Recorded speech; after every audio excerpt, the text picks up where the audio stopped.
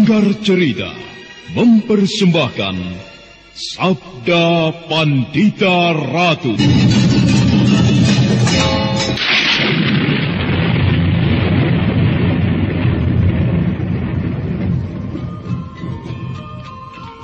Sabda Pandita Ratu, naskah ditulis oleh Ondra Swasti Langit, diolah oleh Agus Nur Ismail, didukung oleh artis-artis terkemuka, Ferry Fadli, Eli Ermawati, M. Abud, Ivona Rose, dan lain-lain. Teknik dan montase, Ibing Arifin, dengan sutradara, Dian Pertiwi. Sabda Pandita Ratu, kali ini mengetengahkan episode ke-9 dengan judul Panas Bara Perapian.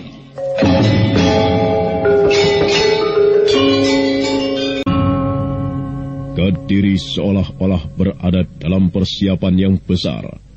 Olah para pemberontak yang memusatkan kegiatannya di Ganter membuat para prajurit disebar di segala tempat untuk mencegah kemungkinan mata-mata Ganter akan menyusup ke kota Raja Kediri. Sebagaimana yang telah terjadi, pimpinan mata-mata Lintang Panjersore hampir membahayakan keselamatan Kertajaya. Adalah Ken Arok dan Kebo Ijo yang berada di tengah pasar menjadi sasaran kecurigaan.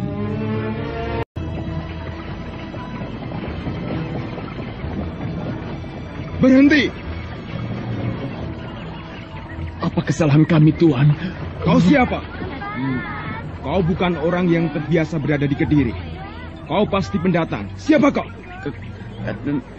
Nama saya Ken Arok, Tuan. Saya berasal dari Tumapel, Tuan. Bohong. Kau pasti mata-mata dari Ganter. Bukan, Tuan. Mengaku saja. Daripada kau mengalami nasib babak belur karena tidak mau mengaku. Apa yang kalian kerjakan di dalam pasar tadi? Kami butuh sarapan pagi, Tuan. Bohong. Kau pasti sedang mencari hubungan dengan kawanmu yang menyusup di Kediri. Saya tidak tahu apa yang Tuan maksud. Teman-teman, bawa orang ini ke penjagaan. Kita periksa mereka di sana. Ken Arok, mengapa kau diam saja? Aku ingin melihat apakah sebenarnya yang sedang terjadi. Nampaknya Kediri di ambang perang. Hei, bisik-bisik apa kalian itu? Tidak, Tuan. Ada di antara beberapa rumah yang padat. Ketajaman pendengaran Ken Arok mampu membawi sesuatu. Tetapi Ken Arok diam menunggu.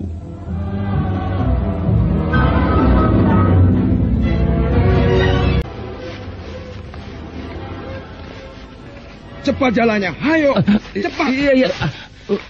Cepat. Ya baik, Tuan, baik. Kamu jangan menoleh kepada temanmu. Pandang ke depan. Baik, Tuan. Perbuatan siapa ini? Beberapa anak panah telah melesat dari sebuah dahan pohon keluih, meluncur dengan cepat dan dengan tepat pula menghantam korban-korbannya.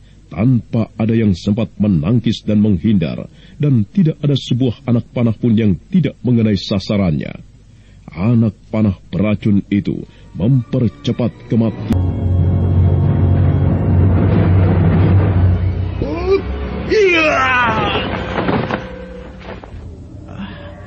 Untung aku menolong kalian berdua.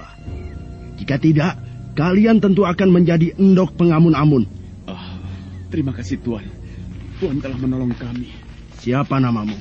Saya Ken Arok, Tuan. Dan kau siapa? Saya Kebo Ijo, Tuan.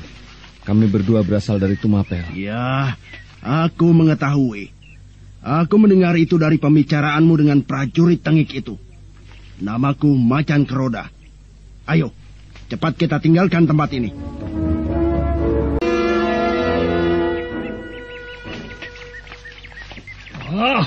Gila. Lihat kawan-kawan kita itu. Kurang ajar. Aduh, mati semuanya. Kawan-kawan. Kita dari kelompok curang. Mati semuanya. Alaskan. Waduh, panah-panah beracun. Orang itu lagi. Tubuhnya masih hangat. Baru saja pembunuhan ini terjadi. Cepat, ayo kita kejar mereka.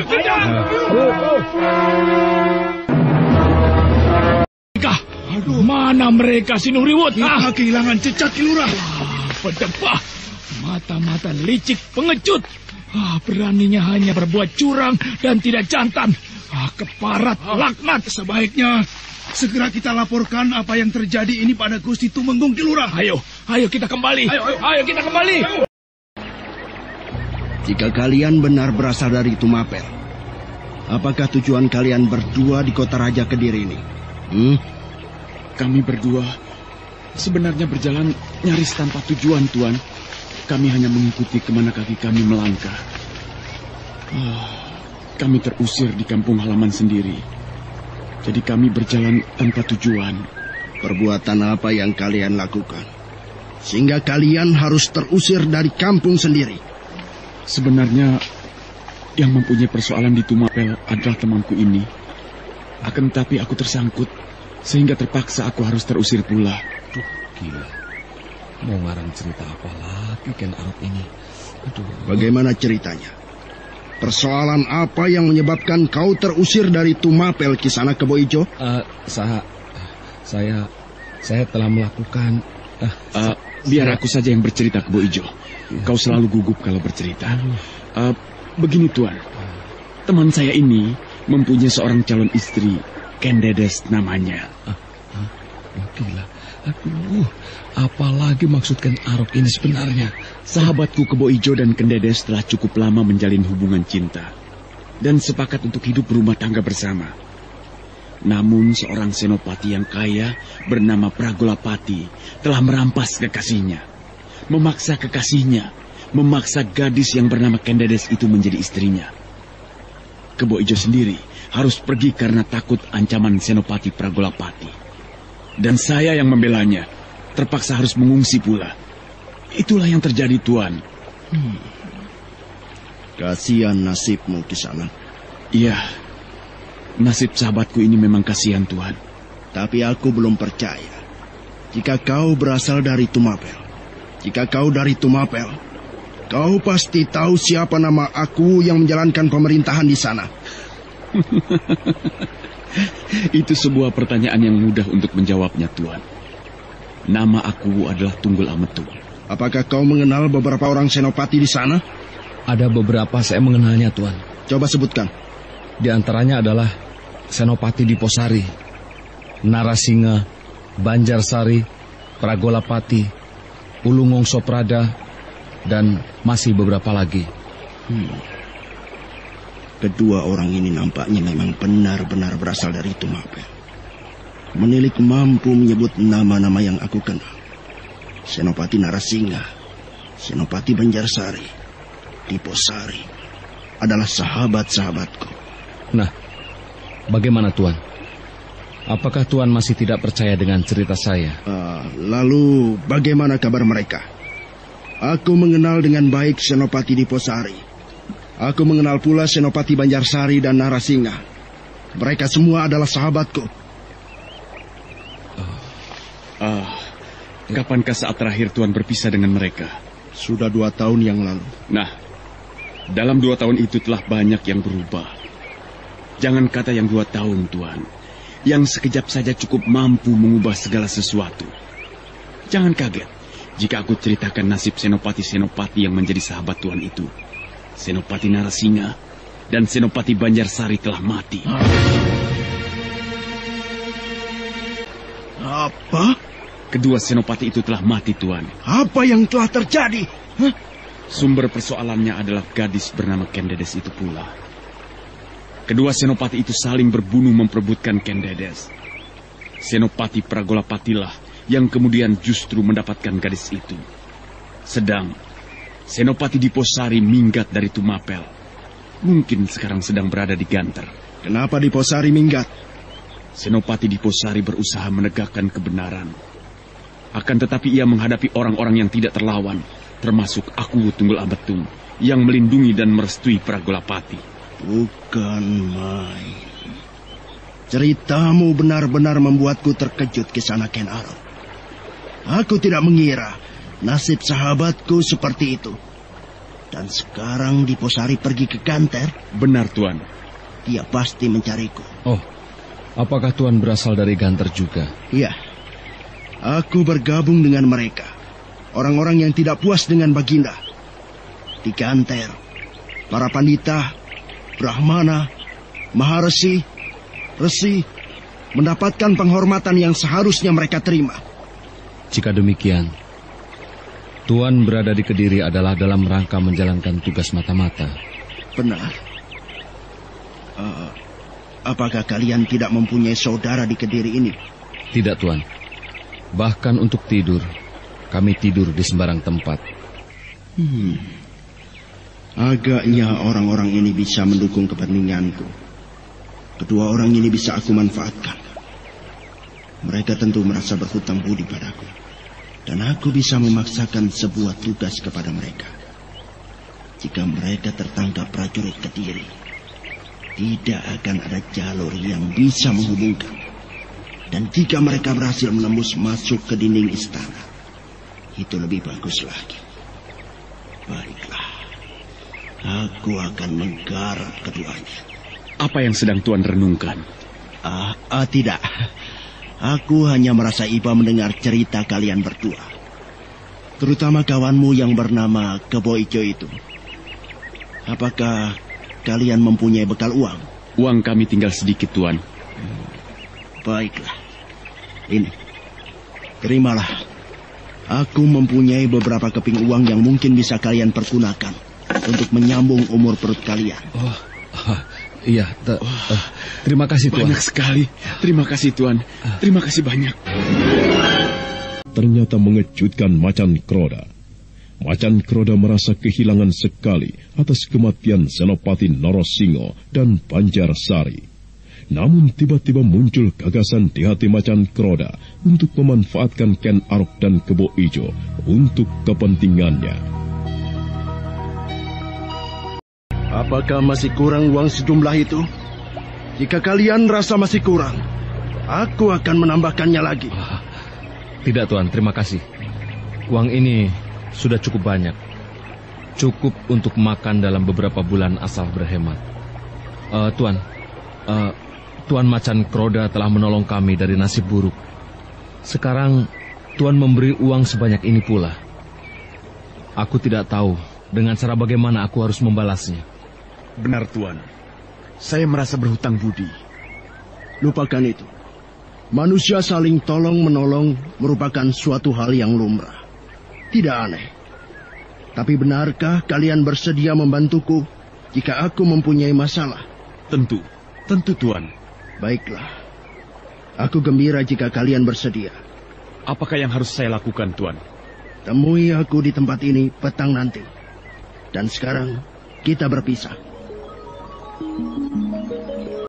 Gila, Ken Arok. Kenapa? Mengapa kau karang cerita yang jungkir balik sungsang cempalik seperti itu? Kau keberatan, ha? Cerita tentangmu melibatkan orang-orang yang tidak sembarangan. Senopati Norosingo, Senopati Banjarsari, Senopati Diposari, Senopati Pragolapati, bahkan aku. Apakah kau tidak merasa bangga? Lihat, air itu jernih sekali. Aku ingin mandi, menangkap beberapa ekor ikan. Kita bakar di sini. Kita tidur, menunggu sampai petang tiba. Lalu, apakah kira-kira yang akan dilakukan mata-mata bernama Macan Kroda itu? Ya, mungkin bermaksud memanfaatkan kita. Tetapi lepas dari itu, tiba-tiba aku mempunyai sebuah gagasan sendiri. Apa itu? Penunggang kuda putih, berjubah putih, bertutup kepala putih. Pahlawan yang dipuja-puja itu mungkin perlu muncul di Kediri. Aku berkepentingan. Dan jika kau memihak, aku lebih senang memihak kepada orang-orang di Ganter itu daripada memihak kepada Sri Baginda yang telah keblinger itu.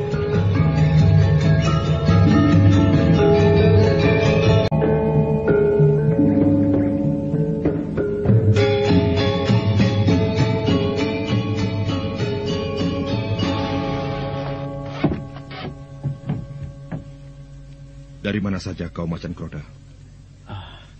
Ada hal-hal yang harus aku kerjakan, Kakang Rudrobondo. Aku merasa aku menemukan sebuah cara untuk mencari hubungan dengan Nini Ken Umang di dalam istana. Apa maksudmu? Aku telah menolong 2 orang pemuda yang hampir saja ditangkap oleh prajurit Kediri di pasar. Keduanya berasal dari Tumapel. Mereka telah aku ikat dengan hutang budi, dan aku berharap bisa memanfaatkan keduanya. Jika kedua orang itu tertangkap, Kakang, jalur yang kita pergunakan tetap aman. Karena mereka tidak bisa menyebut dengan tepat siapa kita. Apakah kau merasa yakin? Apa maksudmu? Dunia mata-mata banyak terjadi berbagai kemungkinan yang kadangkala tidak terduga, Macan Kroda. Bisa saja kau merasa menolong orang Tumapel. Akan tetapi, siapa tahu kaulah yang telah masuk ke dalam perangkap. Orang itu ternyata justru mata-mata Kediri yang dipergunakan untuk menjebak kita. Kalau begitu, apa pendapatmu, Kakang Rudrobondo? Jika kau bermaksud menggunakan orang itu, harus kita uji. Apakah ia benar-benar seorang prajurit mata-mata atau bukan? Aku juga telah menyusun sebuah rencana. Kita mempunyai mata-mata yang berhasil kita selundupkan sebagai pelayan di rumah Tumenggung Ranapatma. Jika kedua orang itu adalah mata-mata Kediri, mata-mata kita tentu bisa mengetahuinya, Kakang.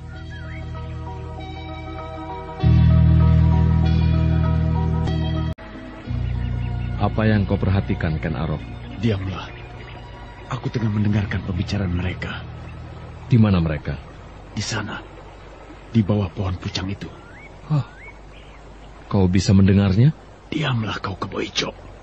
Bagaimana, Macan Kroda? Nampaknya tempat ini sepi. Aku tidak melihat siapapun kecuali kedua orang itu. Jika kedua orang itu mata-mata Kediri, tentu mereka bisa menyiapkan sekelompok prajurit baris pendem untuk menangkap kita. Kita harus curiga, Macan Kroda. Jangan tergesa-gesa mengambil kesimpulan. Tuan telah menolong kami. Jika kami ingkar, tentu kami orang yang tidak tahu diri. Apakah yang kalian lakukan sesiang tadi? Tampaknya ada perapian yang masih berasap. Kami tidak pergi kemana-mana, Tuan. Kami tiduran di pohon yang teduh itu. Dari siang kami tetap berada di sini. Tidak pergi kemanapun. Kebetulan sekali sungai itu menyimpan ikan yang cukup banyak. Tentu menyenangkan sekali. Tugas apakah yang harus kami lakukan, Tuan? Pergilah ke alun-alun. Di seberang alun-alun adalah rumah seorang Tumenggung yang bernama Ranapatma. Terserah bagaimana kalian melakukan. Yang kalian kerjakan adalah membuka kandang kuda itu. Di sana terdapat 20 hingga 50 ekor kuda pilihan yang sangat mendukung gerak laju pasukan berkuda. Pasukan yang paling berbahaya yang dimiliki Kediri. Apakah yang harus kami lakukan atas kuda-kuda itu? Apakah kami harus mencurinya? Tentu kami tidak mampu, Tuan. Jika kalian mampu membuat kuda itu berlarian cerai-berai, itu sangat bagus sekali. Bagaimana? Kalian berdua berani? Kebetulan aku memiliki pengetahuan tentang kuda dengan segala sifat-sifatnya, Tuan. Ya, moga-moga saja kami bisa membawa kuda-kuda itu menuju ke suatu tempat. Apalagi kalau kuda-kuda yang tersimpan di sana adalah kuda jantan. Itu lebih bagus. Kalau kalian mampu, kuda-kuda itu akan sangat bermanfaat. Bawa kuda-kuda itu ke tempat ini. Baik, Tuan. Kapan kalian akan mengerjakannya? Tengah malam, di saat mendekati fajar pagi. Bagus. Semoga kalian berhasil. Jika kalian berhasil, aku tidak akan terlampau pelit untuk memberikan hadiah yang lebih besar kepadamu. Juga untuk tugas-tugas selanjutnya. Terima kasih, Tuan. Nah, selamat bekerja. Kami berdua mohon diri.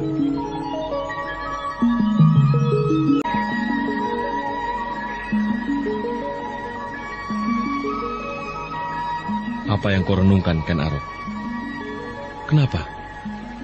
Kau mengenal orang yang tidak berbicara sama sekali itu?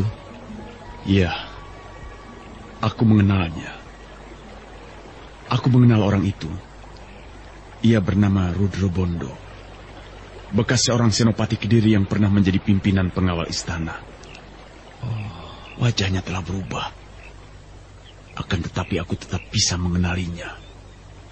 Jambang yang tumbuh lebat, kumis yang sekepal melintang, telah mengubah penampilannya sama sekali. Rudro Bondo. Ia menggunakan nama samaran Lintang Panjar Sore.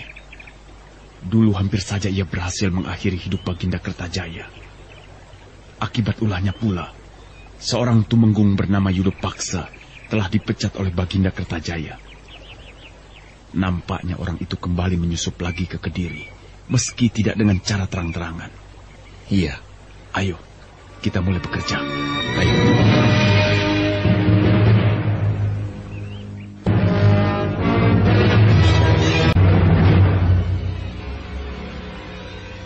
Tak tercegah, waktu bergerak meninggalkan petang menuju ke arah malam.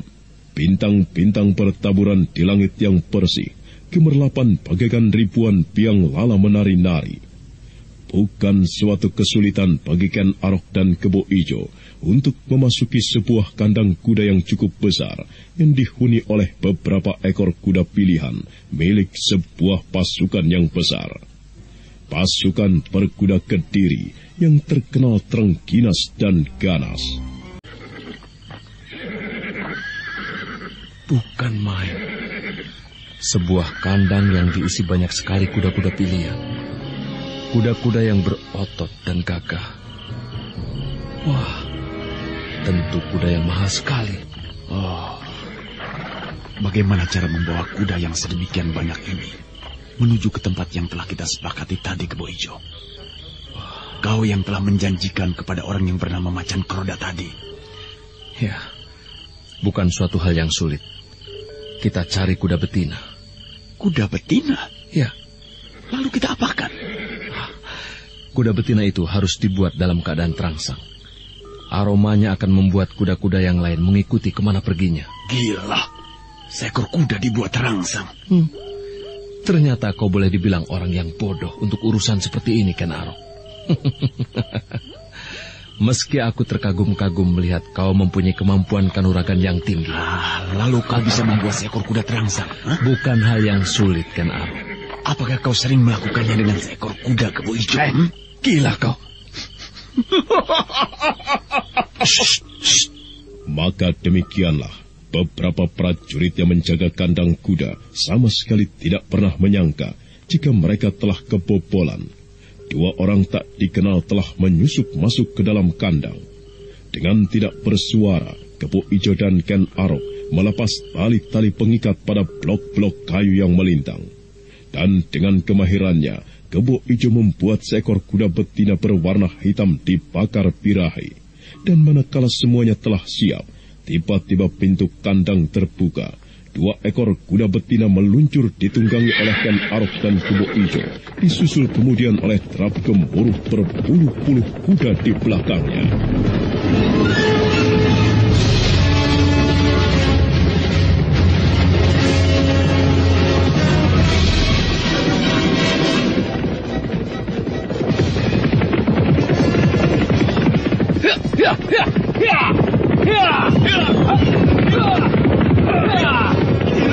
Apa yang terjadi?